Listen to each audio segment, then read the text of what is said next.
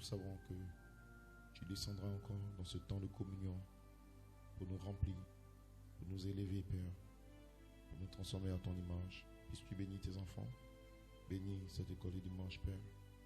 Que Seigneur, cette révélation puisse former ta vie dans le cœur de tes enfants, Père. Dans le nom puissant du Seigneur Jésus-Christ, nous prions. Amen. Que Dieu vous bénisse richement. On devait commencer plus tôt et par la grâce de Dieu, la semaine prochaine, on fera tout pour c'est tôt et pour avoir tout le temps pour notre école de dimanche. Que Dieu vous bénisse richement.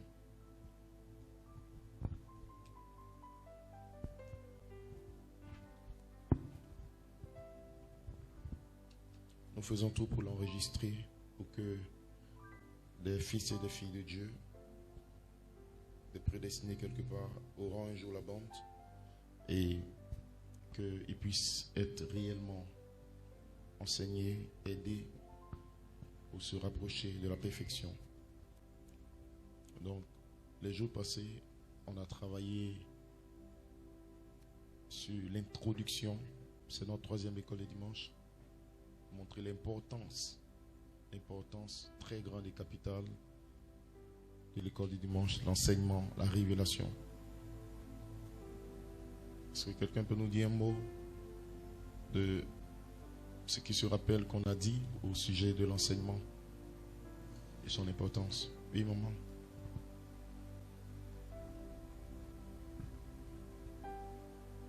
J'ai le micro. Il a dit que la connaissance de la parole et les lois de Dieu est plus importante que tout dans l'univers.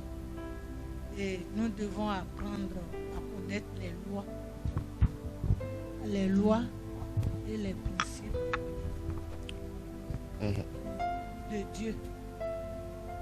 Et Dieu ne travaille que par ses lois. Que Dieu te bénisse, maman. Que Dieu te bénisse, maman. Sans appeler lumière.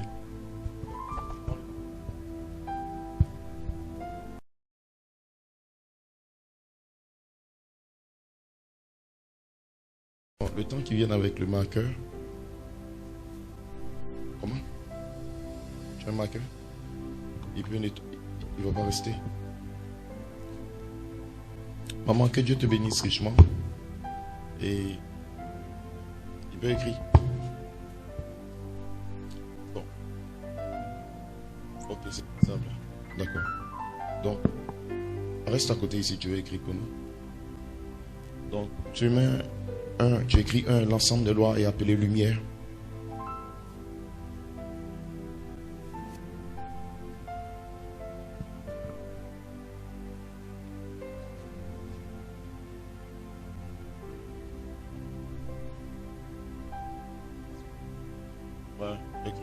Ils vont se forcer pour voir un peu. L'ensemble des lois est appelé lumière.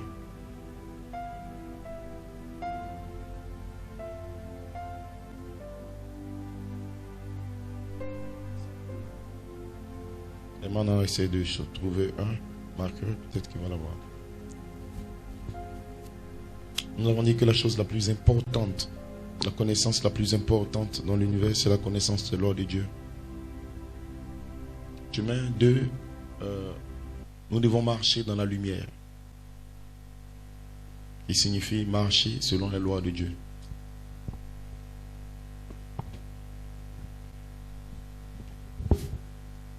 Lui, il peut sortir mieux.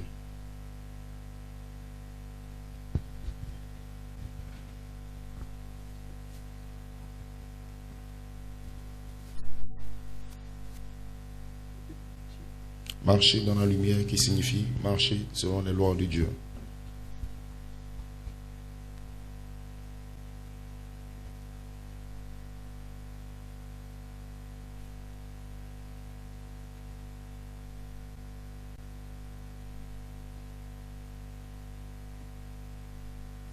Ok, combien de personnes ont commencé à lire l'ange de l'église de l'Odyssée? Combien de personnes pour écouter Laodicée? Je vous donne les 7 âges en audio. Vous aurez ça pour lire. Il y a le 4e sceau, le 7e sceau et l'âge de l'église de Laodicée. Commencez à le lire. Je vous donne des questions pour des recherches que vous allez faire. Et on va essayer d'aborder ça profondément. Ok. C'est bon, tu peux attendre pour le moment. Tu as écrit ça. Donc, la première leçon, la deuxième leçon, la troisième leçon, on essayait de montrer comment c'est très important d'avoir la connaissance des lois de Dieu. Celui qui connaît les lois de Dieu égal à Dieu lui-même. Il contrôle le monde spirituel de Dieu et il contrôle le monde spirituel où Lucifer est. Et je vais vous expliquer tout ça. Notez que Dieu lui-même vit par ses propres lois. Numéro 1, Dieu vit lui-même par ses propres lois. Et numéro 2, notez que Dieu ne peut rien faire en dehors de ses propres lois.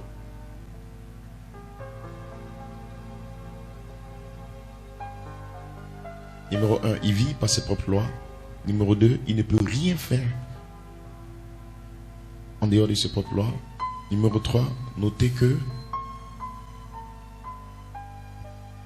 personne n'est au-dessus des lois de Dieu. Même Dieu lui-même. Personne n'est au-dessus des lois de Dieu, y compris Dieu lui-même. Il est égal à ses propres lois.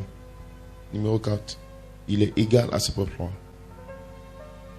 Numéro 3, personne n'est au-dessus des lois de Dieu. C'est Sonia, ça va? Ça va?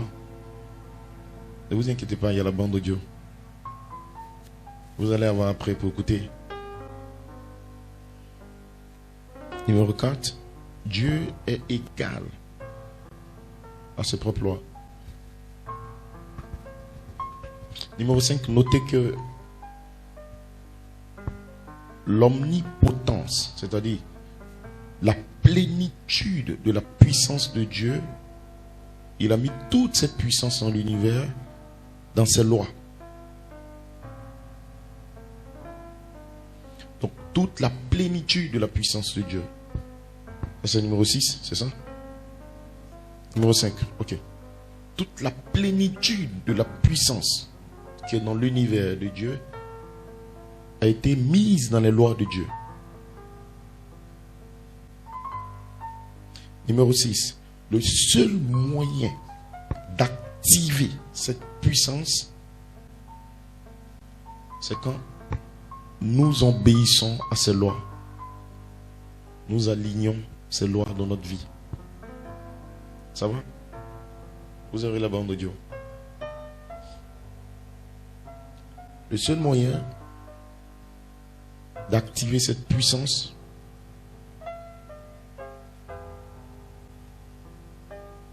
c'est quand nous obéissons ou nous nous alignons sur les lois de Dieu.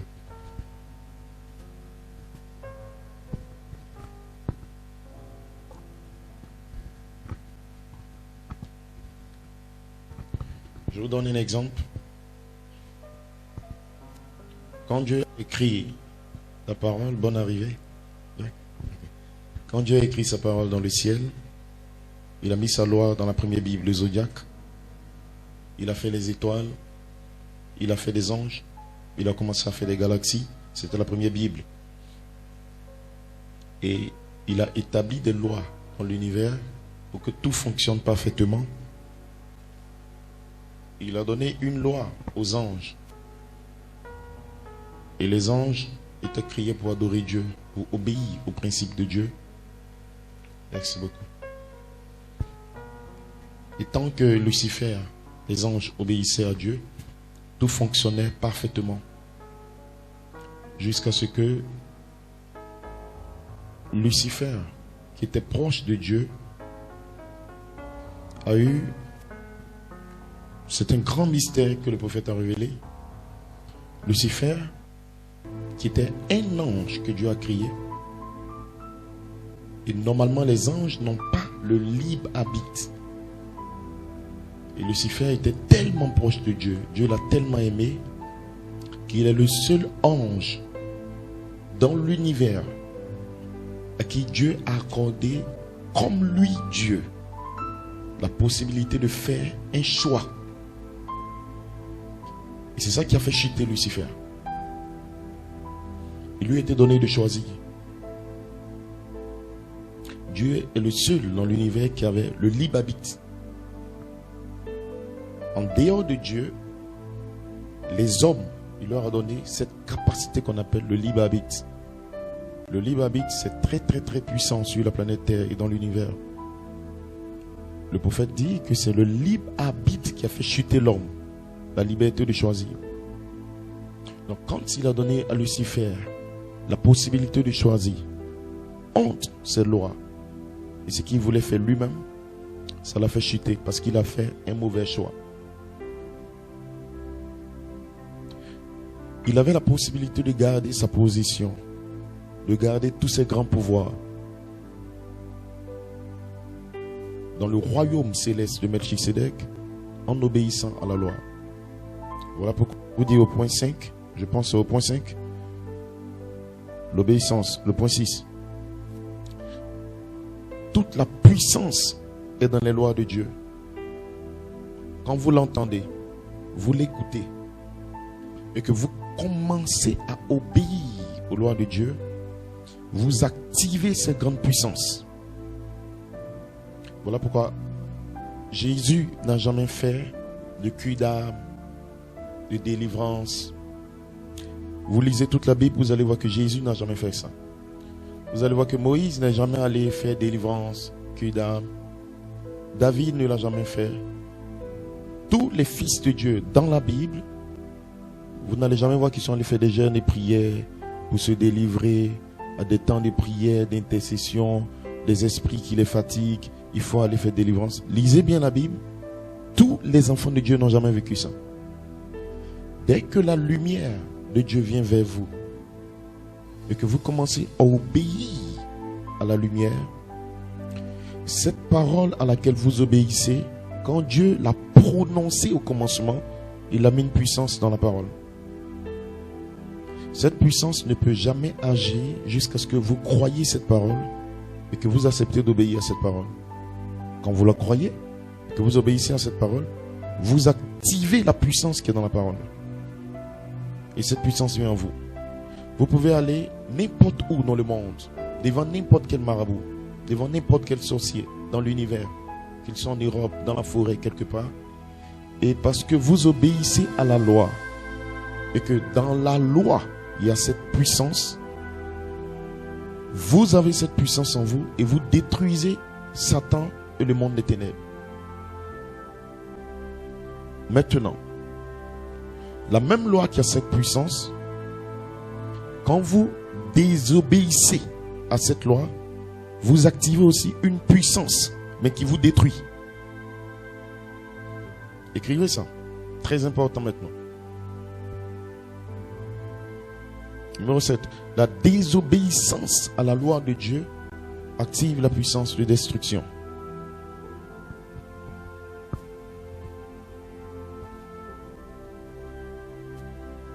Si vous prenez votre Bible, vous allez trouver ça dans Genèse.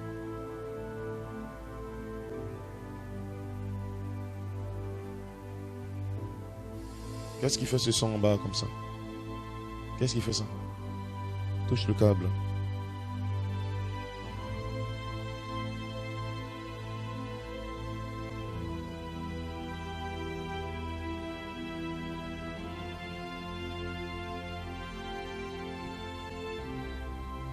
Diminue un peu le son de la bande.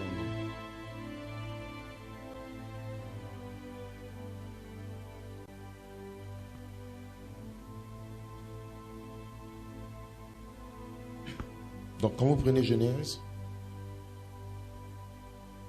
au chapitre 2, à partir du verset 16, la Bible dit, l'Éternel Dieu donna cet ordre à l'homme.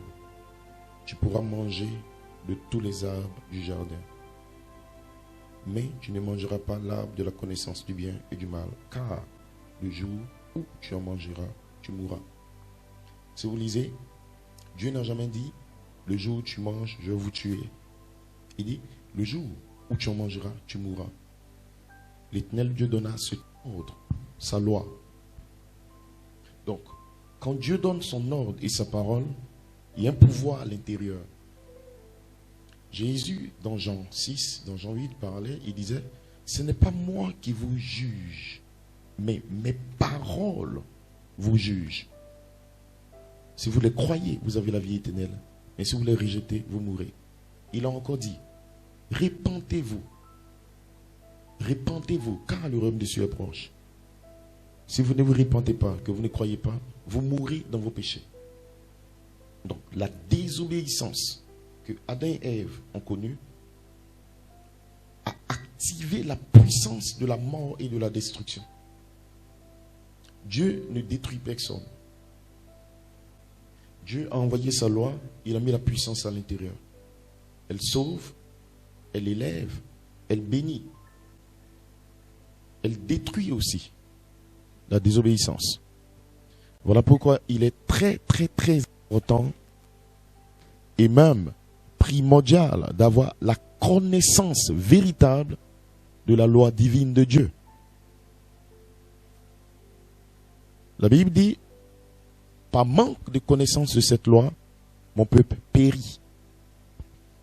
Donc, le peuple de Dieu, les enfants de Dieu sur la planète Terre, ce n'est pas Lucifer qui détruit les gens. Vous allez aller dans une église ou quelque part, ils vont vous dire non, le sorcier veut le détruire, son oncle veut le détruire, Satan l'a attaqué, toutes ces choses. C'est totalement de l'ignorance et c'est un mensonge. Et Lucifer détruit personne. Même lui-même, Lucifer, quand il est avec Dieu, c'est son manque de désobéissance et d'ignorance qui va faire qu'il sera détruit dans le feu. Donc, la Bible dit, par manque de connaissance de la loi de Dieu, mon peuple périt. Imaginez-vous que ce peuple accède à la connaissance de la loi de Dieu. Alors ils auront la vie.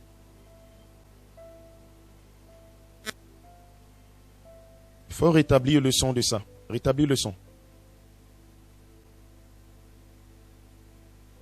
Frère Abdoul est parti où? Donc, par manque de connaissance de la loi de Dieu, mon peuple périt. Vous imaginez que ce peuple accède à la véritable connaissance de la loi de Dieu. Qu'est-ce qui va se passer? Ils auront la vie, ils auront la paix, ils auront le succès. Voilà pourquoi, quand Dieu a créé Adam et Ève, il leur a donné cet ordre. Il leur a dit, je vous enseigne, faites ceci, ne faites pas cela. L'école des dimanches est d'une importance très capitale. L'enseignement, la révélation est d'une importance très capitale. Quand Jésus était sur la terre, vous pouvez prendre Jean 6. Vous allez voir que ce qui a détruit Adam et Ève, c'était le fait de manger. Et ce manger-là, c'était un acte et ils ont désobéi. C'est-à-dire, Dieu leur avait dit, le jour où tu mangeras, tu mourras. Et un jour chez Dieu, c'est 1000 ans. Et Adam a fait 930 ans. Il n'a pas atteint 1000 ans. Il a accompli exactement ce que Dieu lui avait dit. Le jour où tu mangeras l'arbre de la connaissance du bien et du mal, tu mourras le même jour. Tu ne vas pas terminer la journée.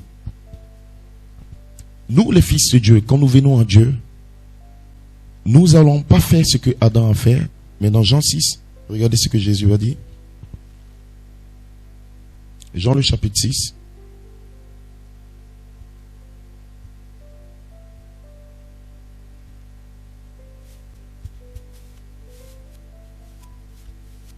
Jean le chapitre 6.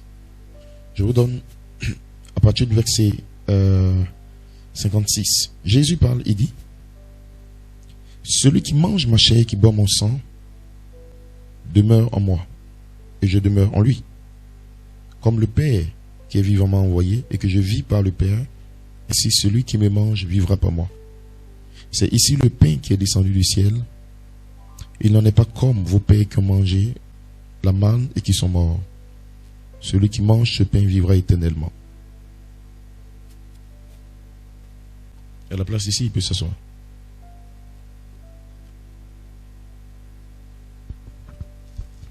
Nous allons faire 1000 ans dans le millénium. Entrez, asseyez-vous. 1000 ans dans le millénium qui représente un jour devant Dieu. Un jour chez Dieu, ça fait 1000 ans. Nous allons avoir ces 1000 ans et nous allons rétablir ce que Adam n'a pas pu faire. Parce qu'il n'a pas fait 1000 ans à cause du fait qu'il a mangé le mauvais arbre. Le manger dont il est parlé ici, il s'agit d'entendre la parole de Dieu pour que votre âme puisse manger. Ce n'était pas le manger naturellement, c'était spirituel. Et donc, l'enseignement, l'école, la révélation, on la mange. Comment on la mange? En écoutant, en lisant et en la croyant de tout votre cœur. Vous mangez la parole dans votre âme. En obéissant à la parole de Dieu, vous êtes en train de manger l'arbre de la vie. En désobéissant à la parole de Dieu, vous êtes en train de manger l'arbre de la connaissance du bien et du mal. Et vous allez subir le pouvoir de la mort qui est dans la parole de Dieu. Sinon, Dieu aime tout le monde et Dieu ne tue personne.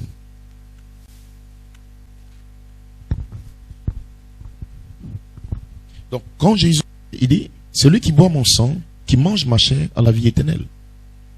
Qu'est-ce que quelqu'un doit faire pour avoir la vie éternelle? Jésus, qui donne la vie éternelle, dit, mangez ma chair, buvez mon sang. Il dit, je demeure en lui, il demeure en moi. Jésus est Dieu, il a toute la puissance, il est infini, il est lui qui a créé tous ces démons. Comment Jésus peut demeurer en quelqu'un? Pendant qu'il est en lui. Il est tourmenté par des esprits. Il est dans le sexe, l'impudicité, la boisson. Des esprits dérangent sa vie. En réalité, personne n'a pas encore commencé à manger l'arbre de la vie, n'a pas encore commencé à être enseigné par Jésus-Christ, et il n'a pas encore commencé à obéir à la loi de Dieu. Donc, la puissance qui est dans la loi de Dieu n'agit pas en lui. Et vu que la puissance sur la loi de Dieu n'agit pas en lui, les démons ont le droit de dominer cette personne et d'agir en lui. Et ça, c'est très très très important à comprendre. Pourquoi? Il a dit, celui qui me mange a la vie éternelle.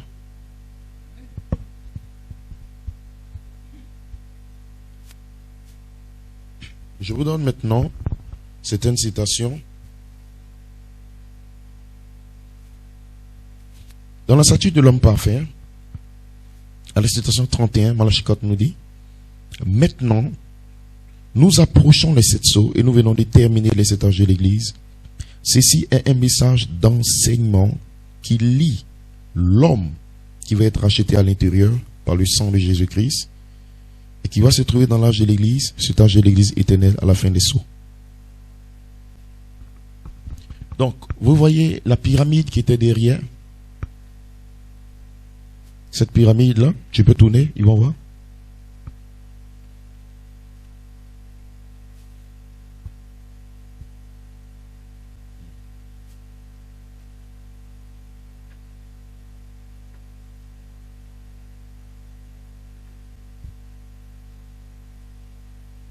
Si vous ne voyez pas là-bas, mettez-vous un peu derrière pour bien voir. Il venait prêcher ça. C'est ce que vous voyez. Et quand on vous parle de l'arbre de la vie, de Jésus-Christ, où il dit que celui qui me mange a la vie éternelle, je suis le pain de vie. Tout ce qu'on vous dit, la vie de Jésus-Christ, la puissance du Seigneur Jésus-Christ, se trouve là. L'arbre de la vie, c'est ce que vous voyez. Tout tout ce qui a fait que Dieu est puissant, il est infini, il domine sur les démons, c'est ce que vous voyez ici. Celui qui me mange a la vie éternelle. Il s'agit de ça. Maintenant, regardez ce qui se passe. La Bible dit que la foi vient de ce qu'on entend, et ce qu'on entend vient de la parole de Dieu. Donc, il a dit encore dans Apocalypse, et Jésus parlait dans Matthieu 13, il a dit que celui qui a des oreilles pour entendre. Donc, pour qu'il puisse entendre, il faut que quelqu'un prêche. Donc, en prêchant, vous enseignez. Et la foi qu'il aura ici, la vertu, la connaissance, la tempérance, tout ce qui fait la nature de Dieu, la gloire de Dieu, la puissance de Dieu, la personne de Dieu, vient d'abord comme quelque chose que vous entendez comme un enseignement. Et si vous obéissez à la parole de Dieu que vous commencez à entendre, l'obéissance vous donne après la foi. Quand vous étudiez dans l'école le dimanche, le prophète et cet ange de l'église, du temps de Paul, il y avait un enseignement nicolaïte. C'est un faux enseignement qui a enlevé la conduite du Saint-Esprit et qui a établi des hommes pour conduire des doctrines faites de main d'homme. Ce faux enseignement a travaillé pendant le 1er siècle, le 2e siècle, le 3e siècle. Arrivé à un certain moment, cette fausse doctrine qui était un enseignement a été transformée et c'est devenu un homme qu'on appelait le faux prophète. Donc l'enseignement se transforme et devient un être. Notez ça. Si vous allez noter, l'enseignement se transforme et se devient un être.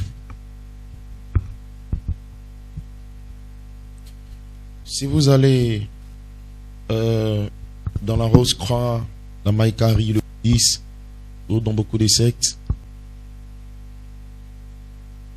les Illuminati ou ces francs-maçons, ils ont des livres, il y a des choses qu'ils enseignent.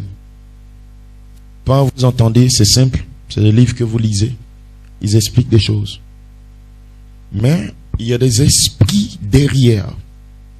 Quand vous allez croire, que vous allez ouvrir votre cœur, que vous allez demeurer dans cet enseignement, cet esprit qui est derrière l'enseignement viendra après sur vous. Il va commencer à habiter en vous, il va vivre en vous. Et c'est lui qui vous donne le succès, c'est lui qui vous garde, qui vous donne l'élévation. Et vous êtes bien, vous êtes bénis.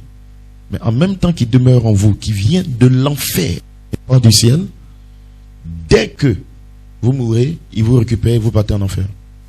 C'est ce qu'on appelle la séduction. Mais cette partie de partir en enfer, on ne dit jamais ça aux jeunes que vous voyez au plateau, qui sont dans les grandes entreprises. On ne leur dit jamais ça. On leur dit, tu peux devenir franc-maçon, tu peux être un boss. Ils sont nombreux à Abidjan. Ils ont des grosses voitures et tout. On ne leur dit pas que il y a un démon qui vient derrière, qui va posséder votre vie, qui va vous amener dans le sexe, boire des nuits et tout.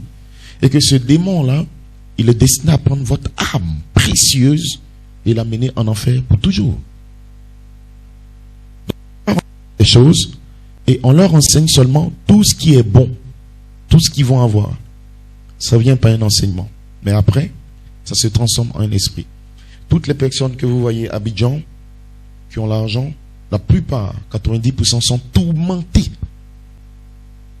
Et cette personne est liée, parce que s'il veut quitter dans ses pratiques mystiques, ils vont le tuer. Maintenant, qu'est-ce qui s'est passé? Il a entendu, par un ami, par une connaissance, qu'il y a une possibilité d'aller voir un marabout. Donc, c'est venu comme quoi? Une foi qui vient de ce qu'on entend. Quelqu'un lui a dit. Il n'est pas né féticheur, il n'est pas né avec l'argent, il n'est pas né dans des pratiques mystiques. En grandissant, il a appris à des informations par certains amis et il a pris la puissance de son libre arbitre. Si vous le demandez tous, c'est comme ça. Et il a décidé en lui-même de croire, d'accepter et d'aller voir ce marabout et d'obéir.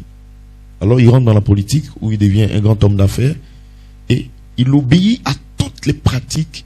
Il fait tout le sacrifice qu'on lui demande. Alors il actionne la puissance de ces démons qui le rendent riche. Voilà pourquoi les démons ont le droit de lui dire, dans ta maison, tu vis seul avec un serpent. Il dort pas, il est dans les boîtes de nuit. Il rentre dans une alliance. Mais avant d'arriver dans cet état où il voit des esprits qui viennent physiquement chez lui, il a tout cet argent mais il n'a pas la paix, il sacrifie son enfant, il fait toutes ces choses. Avant d'arriver dans cet état-là, il a entendu, il a cru. C'est des choses qu'il a entendues. Il est allé après pour chercher à obéir, qui se sont transformés après en envoûtement. Et ils sont là, ils sont nombreux. Il sait qu'il va en enfer. Il ne dort pas à la maison. Tout ce qu'il va faire, c'est le plaisir. Et ce sont ces démons qui lui disent. Il voyage, il est partout. C'est exactement Satan qui pervertit la manière de Dieu de faire. Vous aurez avec Dieu, tout ce que vous voulez avoir avec Dieu, venez d'abord écouter l'enseignement. Attachez-vous à lui dans la parole de Dieu.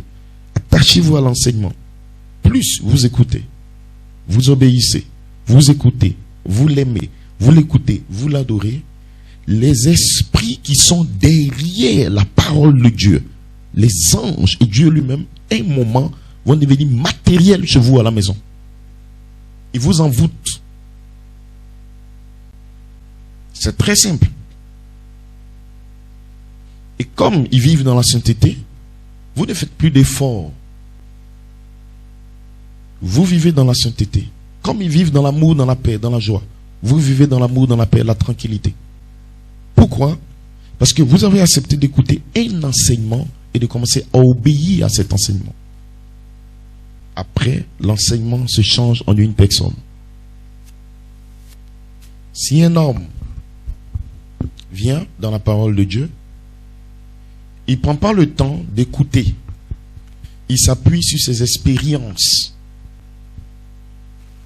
Voilà le problème que beaucoup de personnes ont dans le message et dans leur vie. Ils ont eu des songes, ils ont eu des visions, ils ont eu certaines réalités et ils se sont appuyés sur leurs expériences. Alors que l'expérience n'est pas l'enseignement. L'expérience peut te donner une certaine foi, mais l'expérience ne t'apportera jamais la vie. Ça peut te confirmer que Dieu est vivant, il est présent. Ils se sont appuyés sur les expériences. Ils savent que Dieu est là. Un jour, ils ont senti quelque chose, mais ils ne se sont jamais attachés à l'enseignement qui apporte la vie.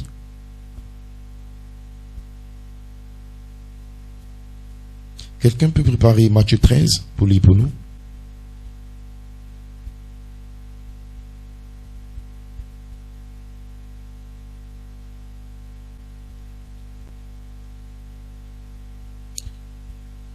Matthieu 13.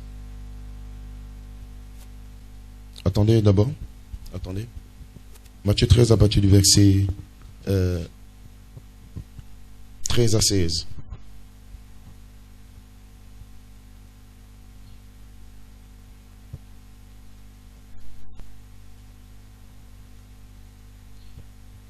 Quelqu'un d'autre prépare Jean 14?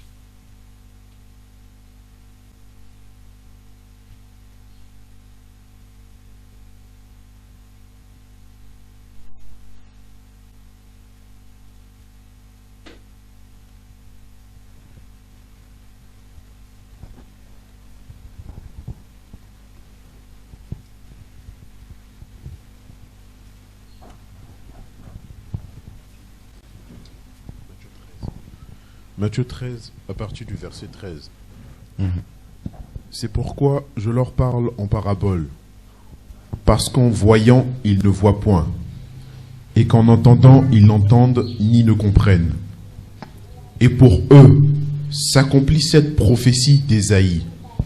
Vous entendrez de vos oreilles, et vous ne comprendrez point.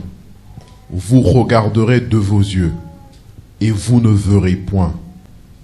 Car le cœur de ce peuple est devenu insensible.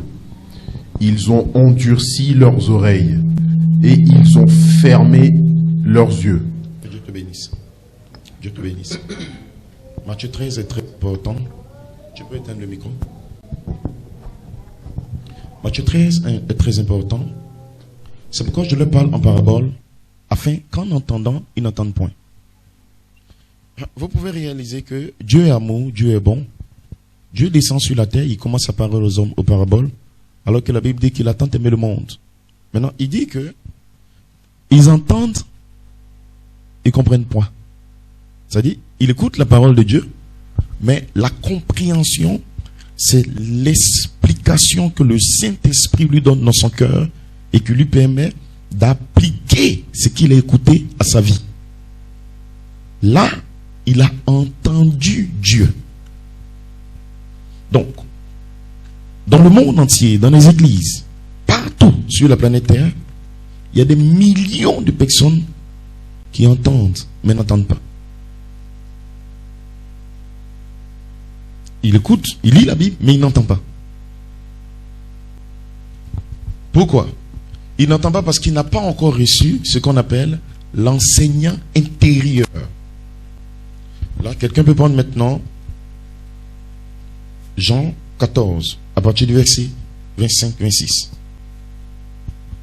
Jean 14, à partir du verset 25-26. Jean 14, verset 25. Je vous ai dit ces choses pendant que je demeure avec vous. Mais le Consolateur, l'Esprit Saint, que le Père enverra en mon nom, vous enseignera toutes choses et vous rappellera tout ce que je vous ai dit. Je vous laisse la paix. Je vous donne ma paix. Je ne vous donne pas comme le monde donne. Que votre cœur ne se trouble point et ne s'alarme point. Vous avez entendu que je vous ai dit. Ok. Dieu te bénisse richement. Je vous dis ces choses, mais quand le Consolateur sera venu, l'Esprit Saint, il vous enseignera. Quand Jésus est venu sur la terre, il est venu en tant que l'agneau et le prophète, l'agneau de Dieu qui ôte le péché du monde, et le prophète, le Messie, pour apporter une année de grâce. Il a enseigné dans les temples, il a accompli des miracles, mais le but de la venue du Seigneur Jésus-Christ, c'était le sacrifice sur le bois du calvaire. Il n'était pas venu pour être un enseignant. Quand il est venu en tant que son corps physique, que vous voyez dans les films, il est venu se sacrifier. Voilà pourquoi quand Jean-Baptiste l'a vu venir, il a dit, baptise-moi, parce que c'est toi Dieu. Il dit non. Il est important qu'on accomplisse toute justice. En tant que sacrifice, selon la loi de Lévitique, le sacrifice doit être d'abord lavé proprement dans l'eau par le sacrificateur. Et Jean-Baptiste était dans la lignée des sacrificateurs. Il était l'enfant de Zacharie. Il était celui qui devait hériter de la sacrificature selon la lignée d'Aaron. Donc, dans sa lignée en tant que sacrificateur, il devait laver Jésus qui était l'agneau. Voilà pourquoi il a dit, voici l'agneau de Dieu qui ôte le péché du monde. Ok. Donc, le but de sa venue, c'était pour être un agneau. Ils l'ont pris, ils l'ont tué. Il dit, quand le Consolateur sera venu, c'est lui qui sera l'enseignant. Et quand Jésus est revenu en tant que Saint-Esprit, le jour de la Pentecôte, c'est là que son ministère d'enseignant a commencé. La preuve qu'un homme a reçu Dieu, la preuve qu'un homme est entré en Dieu, la preuve que Dieu est entré dans un homme, ce n'est pas des miracles. Il peut faire toutes sortes de miracles sur la planète Terre. Il peut avoir toutes sortes d'expériences. La preuve qu'un homme a reçu Dieu dans son cœur, c'est quand cet homme reçoit l'enseignement du Saint-Esprit. Il entend, il obéit, il le vit, il le manifeste.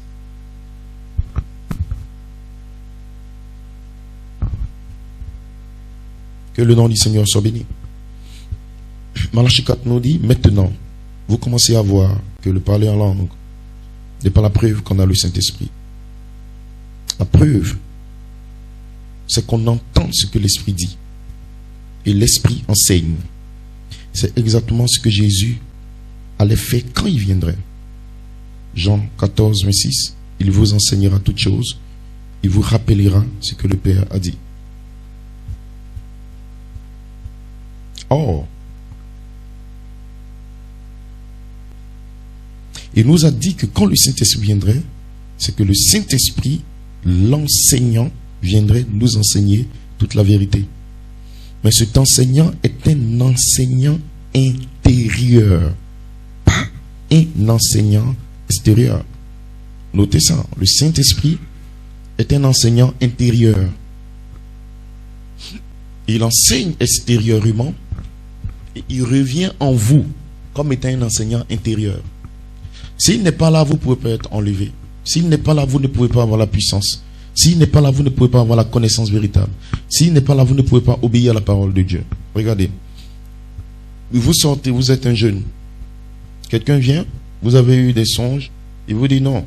Comme on a vu des prophètes avant, quand on était à Boké et tout, même à Abidjan ici. Non, ça, c'est ta mère. C'est l'esprit de sorcellerie, c'est dans votre famille. Ils ont pris votre famille, on vous a invité. Donc, du coup, il y a une alliance qui est faite dans votre famille. Voilà pourquoi les choses ne marchent pas. Il y a ton oncle, ta tante, tout ça. Comme l'enseignant intérieur n'est pas en vous, pour prendre ça et pour vous enseigner la vérité et vous montrer que ça, c'est faux, c'est pas dans la parole de Dieu, vous acceptez. Et vous commencez la haine contre votre mère, la haine contre telle personne. Et vous commencez à regarder tel comme un sorcier. Et vous commencez maintenant à faire des jeûnes, des prières, des jeûnes de prières, à vous poser des questions. Ma vie ne va pas, j'ai tel problème. Pourquoi ça ne marche pas? Le problème, ce n'est pas ce prophète qui est faux. Le problème, c'est que vous n'avez pas à l'intérieur de vous un enseignant. L'enseignant intérieur est celui qui te permet de pouvoir maîtriser, filtrer ou comprendre ce qui vient de l'enseignant extérieur. Tu peux discerner ce qui est faux. En d'autres termes, si quelqu'un vient et dit non, je suis un grand prophète. Par exemple, Abidjan, quelqu'un vient. Dieu me dit de te dire que à tel moment, tu étais dans tel village. Voilà ce que je vois. Je te vois là. Je fais un scanner spirituel. Je vois dans ta maison. Ça, c'est pas ça être un prophète. Comme les gens n'ont pas l'enseignant intérieur, Abidjan, si quelqu'un fait ça avec un démon ou un don de discernement ou un esprit de spiritisme, Satan voit toute ta vie qui est dans le passé. Il y a des démons qui viennent, il peut te dire toute ta vie qui est dans le passé. Même par le zodiaque, on peut voir des choses, des événements de ta vie. Il lui dit ça, il va dire, ah, ok, je crois, c'est Dieu. Alors qu'un prophète, c'est un révélateur des secrets de Dieu. Il enseigne la parole depuis la Bible. Il va mener Dieu dans les gens. Il ne vient pas faire d'abord le discernement. Vous dites telle chose est arrivée dans ta vie. Il voit des visions et les visions doivent s'accomplir. Mais le ministère d'un prophète, c'est d'enseigner les secrets de Dieu. Voilà pourquoi Moïse a écrit la Genèse. Moïse a apporté la loi. Moïse a eu beaucoup de visions. On n'en parle même pas. Mais vous voyez, on dit la loi de Moïse, la loi de Moïse, la loi de Moïse, la Genèse. Mais toutes les visions qu'il a eues, pourquoi on n'en parle pas? C'est parce que le travail d'un prophète, c'est d'apporter la parole de Dieu. Jésus était Dieu. Il a eu plein de visions. Il voyait tout en vision avant de faire. Mais pourquoi on ne parle pas des visions de Jésus? On parle de ses enseignements. Moïse a dit, mais je vous dis, il est écrit. Il est aussi écrit.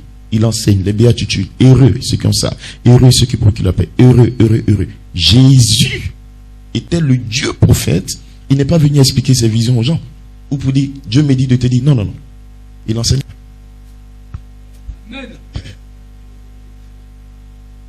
Donc, le problème qui se passe, c'est que les gens, n'ayant pas reçu le Saint-Esprit comme un enseignant à l'intérieur, ils acceptent n'importe quoi, ils vivent n'importe comment, ils manifestent n'importe quelle manifestation du diable.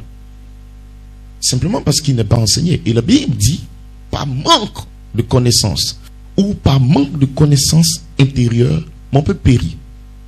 Qu'est-ce que le peuple doit faire pour ne pas périr? Qu'est-ce que nous devons faire? Chercher comment avoir cet enseignant intérieur.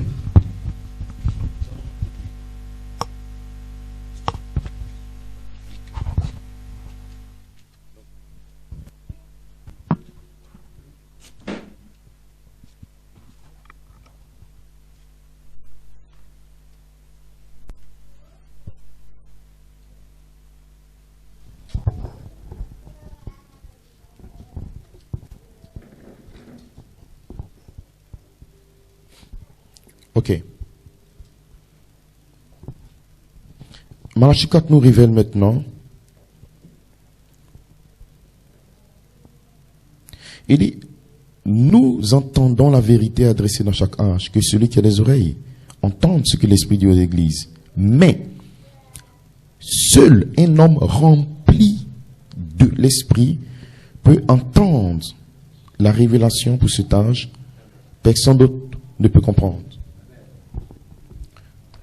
Je vais vous expliquer quelque chose de très important qui peut vous secouer un peu. Quand nous prêchons dans cette église, le Saint-Esprit tombe. Nous ne prêchons pas d'abord pour que tu puisses comprendre ou entendre. Parce que nous savons que tu ne peux jamais entendre ça.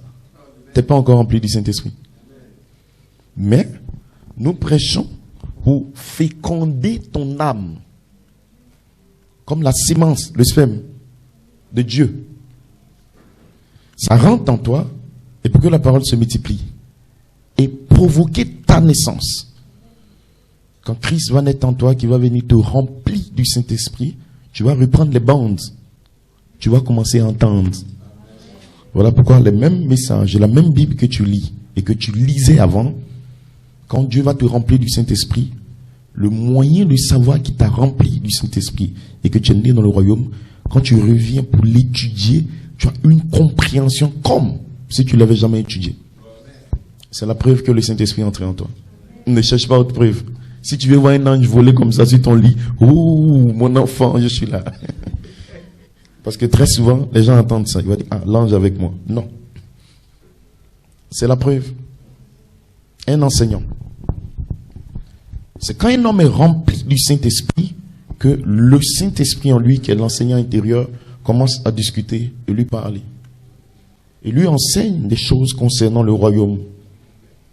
Il lui enseigne en réalité comment redevenir Dieu comme Adam. Dieu ne vient pas enseigner des conneries. Non, ton oncle a fait ça, ton père a fait ça, ta maman a fait ça, tel sorcier. Non. Il y a des choses qui sont sur la terre que Dieu a laissées selon la loi de la production, la loi de la terre comme ça. Ça veut dire que tu prends un sorcier au village, peu importe ce qu'il fait, s'il fait un grand champ de cacao ou d'EVA, Dieu arrose le champ. La loi de la reproduction dit que s'il fait, qu'il vend les fèves de cacao, il va avoir l'argent. Le Saint-Esprit n'a pas besoin de venir t'enseigner ça. Dieu ne vient pas enseigner les lois du succès, comment faire pour avoir l'argent. Dieu va te bénir. Non. Dieu n'a pas le temps pour ça. Dieu vient t'enseigner comment faire pour y prendre la position d'autorité, de puissance et de gloire qu'il avait donnée à Adam. Comment tu dois faire pour devenir comme lui. C'est ça que Dieu vient enseigner à ses enfants. Pour terminer,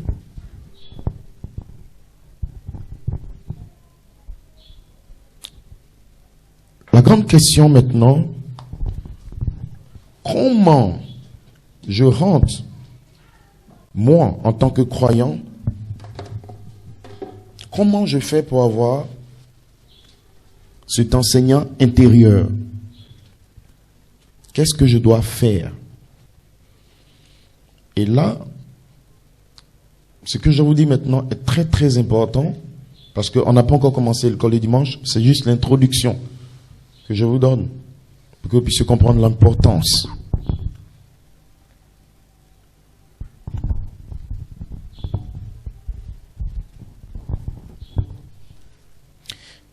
De cet âge de l'Église, l'âge de Smyrne, Malachie 4 dit, l'expérience, nous avons jugé d'après nos expériences.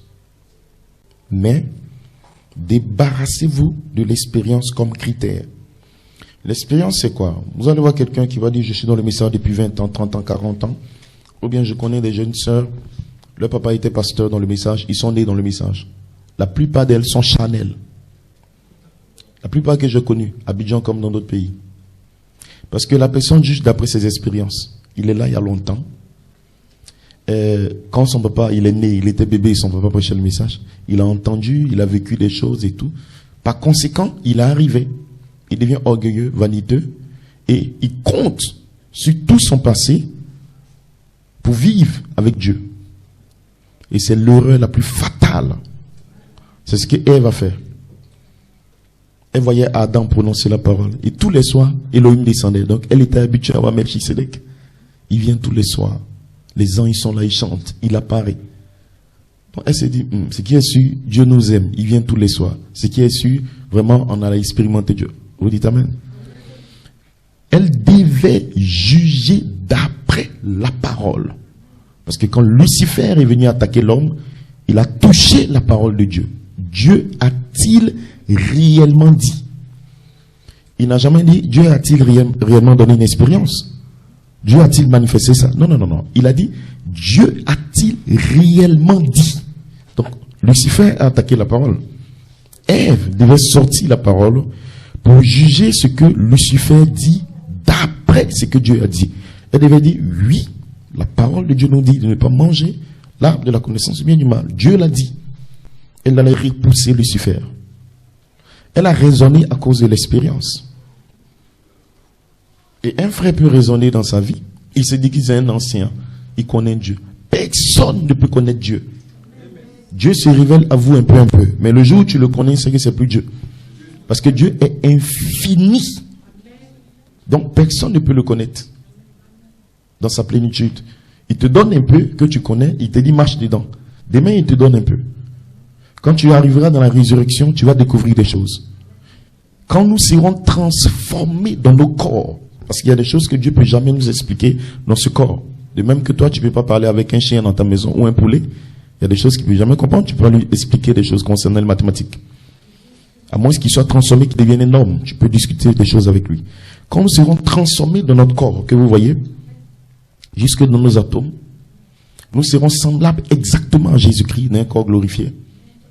Nous serons là dans cette dimension. Il a dit, en ce moment, je pourrai vous parler du Père ouvertement. D'où il vient. Comment il y a des milliers de planètes. Allez voir ça sur Internet. Des cosmos, des galaxies. Mais ça, il ne peut pas te dire ça dans ce corps dans lequel tu es. Et Malachie 4 nous révèle que la révélation qu'on a ici, c'est comme un grain de sable au bord de la mer. Il y a beaucoup de choses qu'on va vivre dans l'éternité, dans les âges éternels. Qu'on va découvrir. On va voyager de cosmos en cosmos, de galaxies. Ça sera merveilleux. Il ne faut pas manquer ça. Nous tous on sera là-bas. Ok. L'expérience. Il n'y a qu'un seul fil d'aplomb, qu'une seule mesure, c'est la parole de Dieu. Qu'est-ce qu'un frère va faire? Qu'est-ce qu'une sœur va faire? Elle a eu une expérience où le matin, elle a discuté avec son mari, où ils ont fait des palabres. Alors, d'après cette expérience, elle se met à genoux, elle commence à pleurer à Dieu. Seigneur, regarde ma vie, ça ne change pas. Le Saint-Esprit la regarde et dit, mais la fille là, elle dit quoi comme ça? Parce qu'elle a eu une mauvaise expérience. Ou bien, il est sorti, il y a eu une discussion avec quelqu'un, il a fait palabre. Frère Manao, Frère Man a fait plein de palabres sur le chantier. Souvent, je le vois, il est de mauvaise humeur. Je sais que ça le dérange. Parce que son atmosphère, il ne se sent pas bien. On appelle ça l'expérience. Tu peux avoir une mauvaise expérience dans un business, où tu perds de l'argent. Ou au travail, une mauvaise expérience avec ton patron. Si tu juges ta vie d'après tes expériences, tu meurs. L'expérience, c'est la séduction. Ève est tombée quand elle a voulu expérimenter le fruit défendu. L'expérience. Tous les jeunes qui ont perdu leur virginité, c'est une question d'expérience. Nous tous, on était vierges. On a perdu. Non, on se dit la vérité dans l'amour. Il ne faut pas penser qu'on est quitté sur une étoile, on est tombé. Non, on est à Abidjan.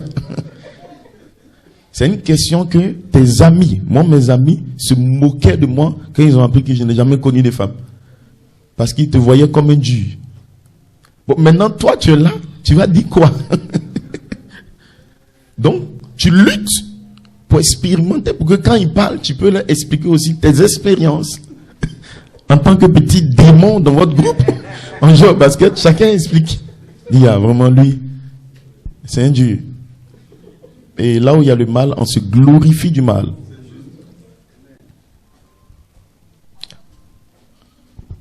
L'expérience, très dangereux. Ne jugez jamais d'après vos expériences. bonne comme mauvaise. La seule chose, c'est la parole de Dieu. Maintenant, que faire? Écoutez très bien ceci. Soyez bien attentifs pour comprendre. Quand Pierre a prêché, dans Acte 2, à partir du verset 36, la Bible dit, les gens là, pendant que Pierre parlait sous l'onction, ils ont eu le cœur vivement touché. Ils étaient en train d'avoir une expérience avec Dieu. Le cœur était touché. C'est bon, tu peux déposer. Que Dieu te bénisse. Quand vous prêchez la parole, je me souviens, avant, je prêchais beaucoup dans les bus ou bien à la gare sud. Il y a des gens qui sont vraiment touchés. Souvent même d'autres pleurent. Plusieurs m'ont donné l'argent comme ça. Mais cette personne qui a le cœur touché, après, l'expérience quitte. Voilà pourquoi vous verrez des croyants, il a de très bonnes expériences, très puissantes. Et si vous remarquez un moment, le jour où il n'a pas d'expérience, ou le mois, ou les 3 mois, ou 6 mois, où il n'y a pas eu d'expérience, il se sent rétrograde. Il voit que sa vie ne va plus. Parce qu'avant, il sentait beaucoup. Dès qu'il priait, il sentait un feu. Qui a déjà senti le feu? Beaucoup ont senti le feu. Comment je passais le bac, l'ange du Seigneur était derrière moi, sa main était là comme ça. C'est-à-dire le feu là. Ça passe comme ça descend dans mon dos. J'ai échoué, ce bac-là. Je te dis la vérité.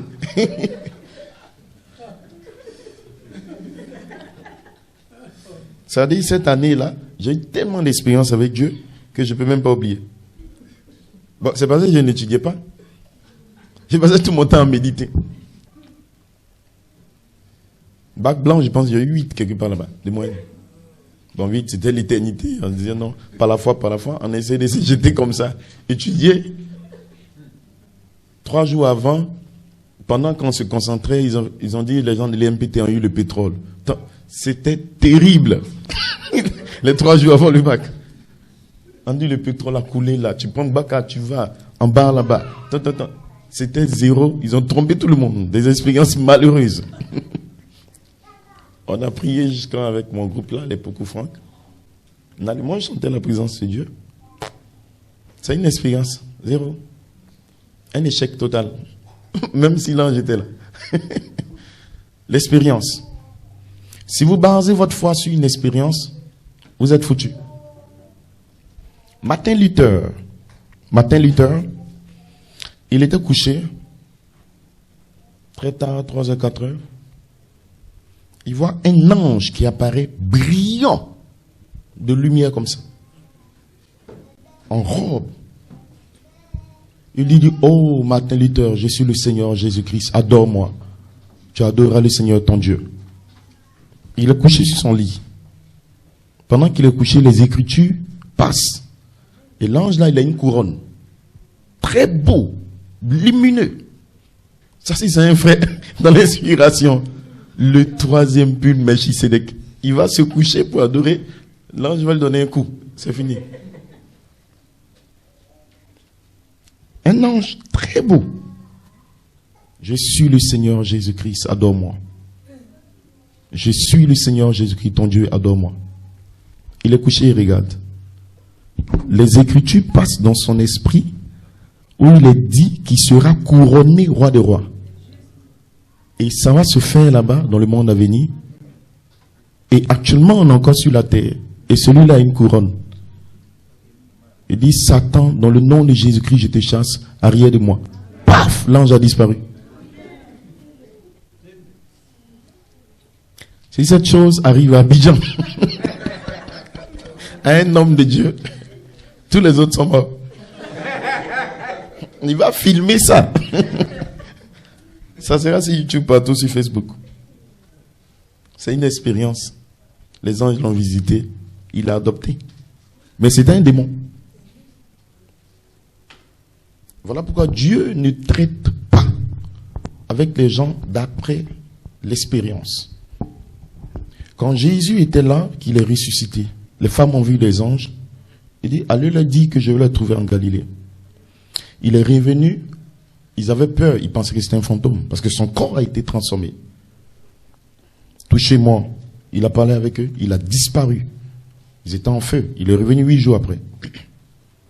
Dans Jean 20, la Bible dit que quand il est venu, avec tout ce qu'ils ont vu comme miracle, comme prodige, ce qu'ils ont expérimenté eux-mêmes, Matthieu 10, la puissance sur eux, il a ouvert d'abord leur entendement pour comprendre les Écritures. Et la Bible dit qu'il leur enseignait des choses concernant le royaume. Sinon, ils ne pouvaient jamais arriver au Saint-Esprit, ils ne pouvaient jamais être adoptés. Dans le 7e sceau, l'ange a dit au prophète, n'enseigne pas des choses surnaturelles aux bébés pentecôtistes. Ils ont des dons, ils jouent, ils aiment les expériences. Et à Abidjan, ce sont les expériences qui traumatisent les gens. Si tu commences à parler des expériences ici, tout le monde va venir. Ils veulent les expériences.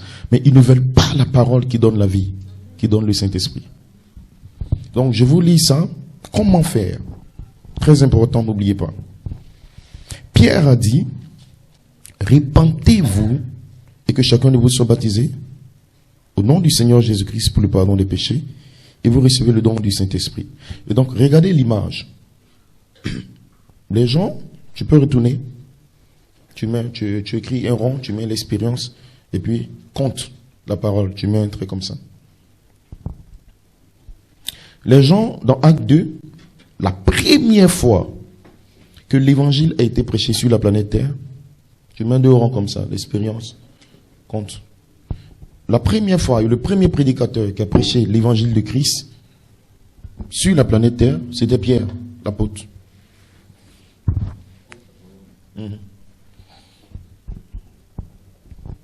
Tu peux le trait comme ça.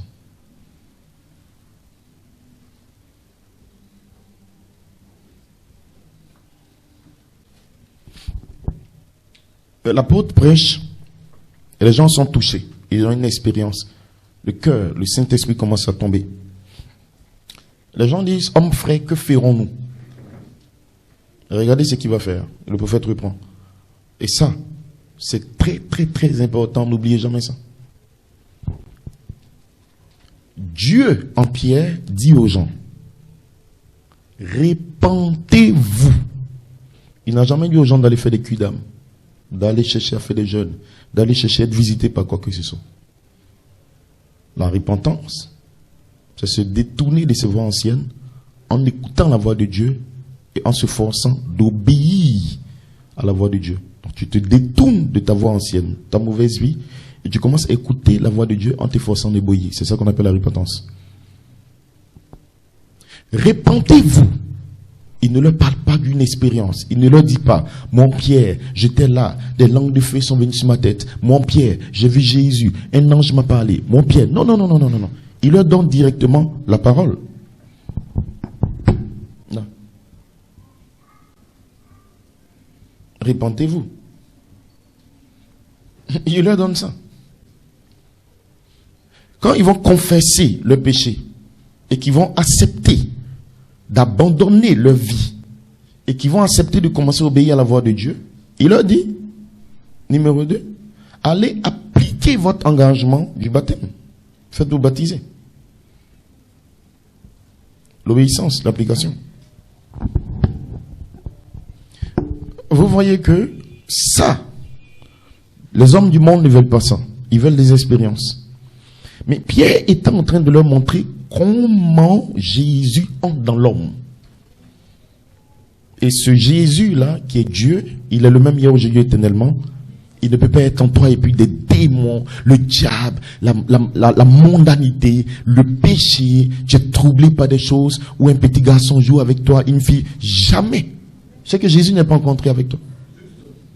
Non, il y a d'autres, c'est la pornographie. Il y a d'autres, c'est les playboys. Il y a d'autres. Tout ce que vous voyez dans le monde, les choses du monde, tous ces plaisirs du monde, c'est parce que Jésus n'est pas rencontré en toi. Tu t'es jamais repenti. Tu t'es pas encore repenti. Tu as confessé et tu écoutes la parole comme ça pour aller. Tu t'es pas encore détourné. La repentance, c'est que je marche comme ça. Voilà. Ma copine est à Bobo. À quel quoi? Et puis, ça manquait. Maquille sans manquer ma copine à qui quoi. Je vais là-bas sans manquer, je vais à qui quoi. La repentance dit que la manière dont tu partais là-bas tous les samedis l'après-midi, en partant, retourne-toi maintenant, viens vers Yopougon à l'église. Ta route change, ton chemin change, tu te détournes de cette voie, tu passes plus là. Tu te retournes, tu prends une autre route. C'est ce qu'on appelle se repentir. Et tu fais ça sans le Saint-Esprit. Tu n'as pas encore le Saint-Esprit quand tu te repens. Tu arrêtes. Dans la repentance, il y a des amis avec qui on ne parle plus. Tu arrêtes, c'est tout. Seigneur, je me repens.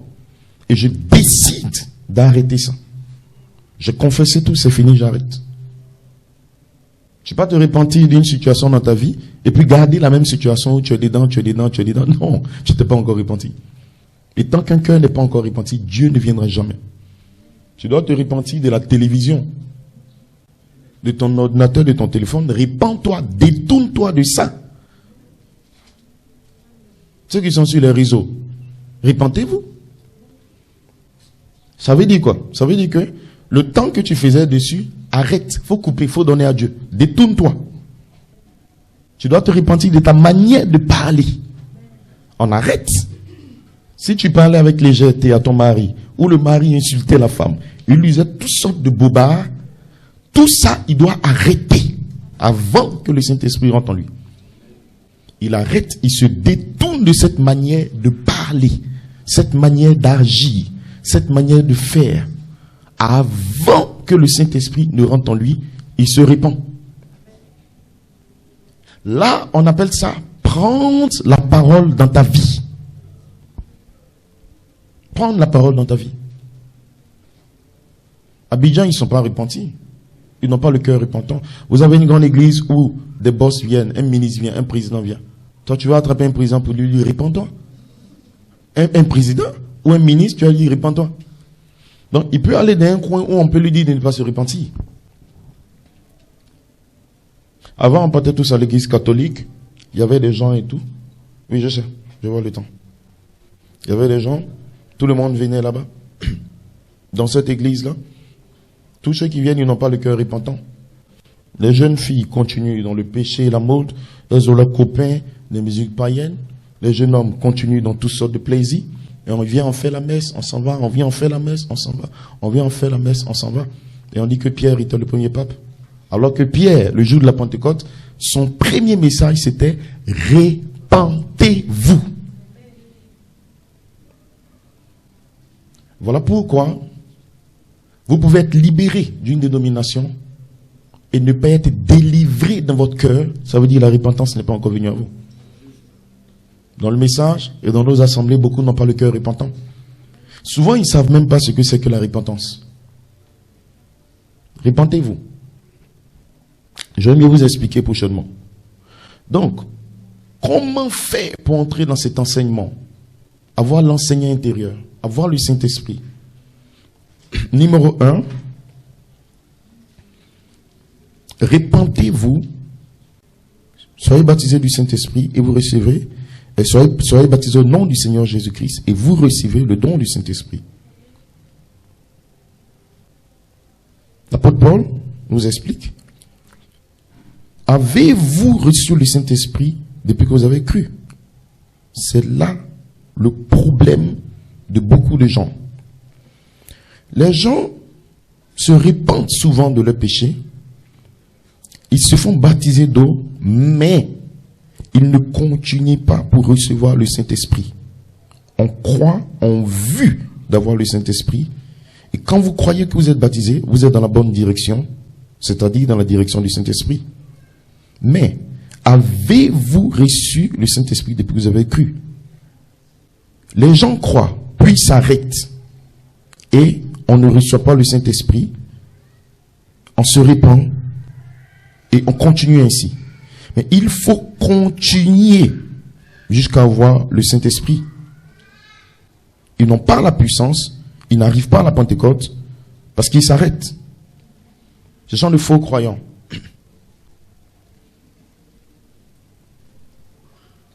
La Bible dit, prends-nous le dernier verset à partir du verset 36, 37, 38.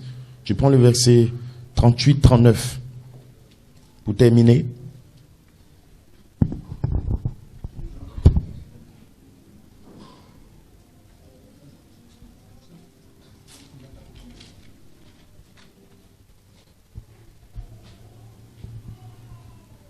Pasteur Jean 14. Non. Acte 2. Acte 2. 38, 39, 40. Acte 2 à partir du verset 38. Bon, à partir du verset 37. Après avoir entendu ce discours, ils eurent le cœur vivement touché et il dit à Pierre et aux autres apôtres, « Hommes frères, que ferons-nous » Pierre leur dit, « Répentez-vous et que chacun de vous soit baptisé au nom de Jésus-Christ pour le pardon de vos péchés et vous recevrez le don du Saint-Esprit. Car la promesse est pour vous, pour vos enfants et pour tous ceux qui sont au loin, en aussi grand nombre que le Seigneur notre Dieu les appellera. » Et par plusieurs autres paroles, il les conjurait et les exhortait, disant, « Sauvez-vous de cette génération perverse. » Ceux qui acceptaient sa parole furent baptisés, et en ce jour-là, le nombre des disciples s'augmenta d'environ 3000 âmes. Ils persévéraient dans l'enseignement des apôtres, dans la communion fraternelle, dans la fraction du pain et dans les prières. Amen. Ainsi, l'école de dimanche est d'une importance très capitale. Ceux qui entendaient la parole de Dieu, ils se repentaient, ils confessaient tout. Ils allaient pour prendre le baptême numéro 2, comme on va l'expliquer après. Qu'est-ce que c'est que le véritable baptême? La Bible dit, ils persévéraient dans l'enseignement, la fraction des pains, la communion et la prière. C'est en persévérant dans l'enseignement, dans la communion, dans la prière, dans l'obéissance, que le Saint-Esprit, qui est la promesse, venait dans le cœur. Voilà pourquoi l'enseignement, la révélation, recevoir la parole est l'une des choses les plus capitales. Et si vous ne persévérez pas dans l'enseignement, peu importe les expériences que tu as ici, même si Jésus lui-même vient devant toi comme ça, tous les jours, il te regarde à la maison, il parle avec toi, il ne va jamais entrer en toi. Et tu n'auras jamais la nouvelle naissance, tu ne seras pas enlevé. La loi de Dieu te demande de persévérer dans l'enseignement, dans les fractions des pains, la communion et dans la prière. Et l'enseignement est ce qui apporte la vie, parce que la parole apporte la vie. Voilà pourquoi je vous disais au départ, l'obéissance à l'enseignement de la parole active tout le pouvoir que Dieu a gardé dans l'univers et dans le monde pour les fils de Dieu. En obéissant à la parole de Dieu, tu peux défier n'importe quel mystique. Tu peux défier n'importe quel péché. Tu peux ébranler n'importe quel royaume sur la terre. Rien ne peut te nuire quand tu as la parole de Dieu, que tu obéis à cela. En dehors de ça, tu tombes dans le religieux, tu as tes expériences et les démons dominent ta vie, et quand tu meurs, c'est la perdition. Voilà pourquoi la Bible dit, dans Matthieu 7, ceux qui me disent, Seigneur, Seigneur, n'avons-nous pas fait des miracles en ton nom, au nom de Jésus? Il y a des miracles. N'avons-nous pas fait des prodiges? N'avons-nous pas prophétisé en ton nom? Je leur dirai ouvertement, je ne vous ai jamais connu, ouvriers d'iniquité, parce que vous n'avez pas accompli la volonté de mon Père. Demeurez dans l'enseignement, dans la prière, pour avoir le Saint-Esprit. Que Dieu vous bénisse richement. On peut donner un mot de prière. Seigneur Dieu Tout-Puissant, nous te disons merci pour ta grâce, pour ton amour. Nous prions, Père Céleste, que cet enseignement atteigne le cœur de tes élus et que la puissance de résurrection sorte de ta parole, transformant, façonnant les cœurs, ô Dieu, afin de nous préparer pour cet enlèvement, Père. Bénis cette réunion qui commencera, Seigneur, dans le nom puissant du Seigneur Jésus-Christ. Amen. Que Dieu vous bénisse. Donc 2 minutes, vous sortez, ils vont vous faire entrer tout à l'heure.